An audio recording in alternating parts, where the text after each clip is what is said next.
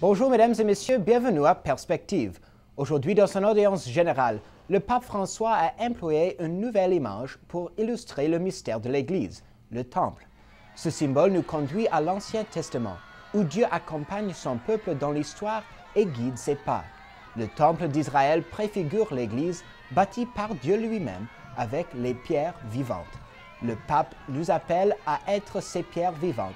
Ensemble dans nos diversités et l'égalité, nous formons le temple du Saint-Esprit. Nul n'est secondaire ni anonyme dans l'Église, qui n'est pas un amas d'entrée, mais l'endroit où Dieu œuvre. Voici le résumé de la catéchèse pour les pèlerins francophones. Oggi vorrei fare un breve cenno.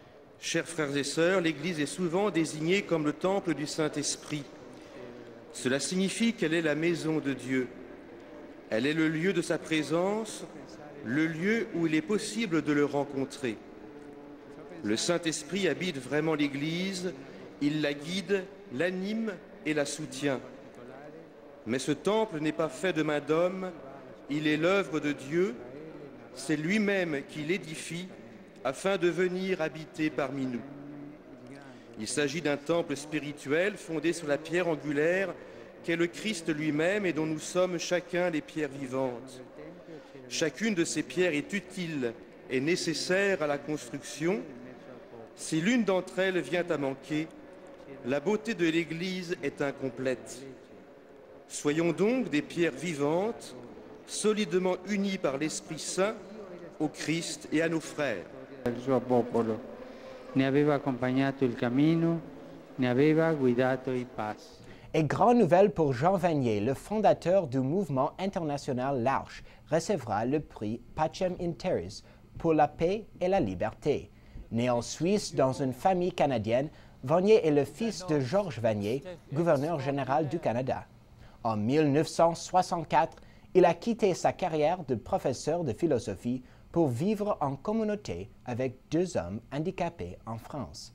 Ce fut le commencement de sa mission de faire connaître que chaque personne est un don, malgré ses handicaps. Aujourd'hui, il y a 135 communautés de l'Arche autour du monde. Jean Vanier a déclaré que ce prix n'est pas pour lui, mais pour tout l'Arche. Aujourd'hui, le Saint-Siège a annoncé la formation d'une nouvelle commission pontificale pour étudier l'IOR, l'Institut pour les œuvres de religion, aussi appelé la Banque Vaticane.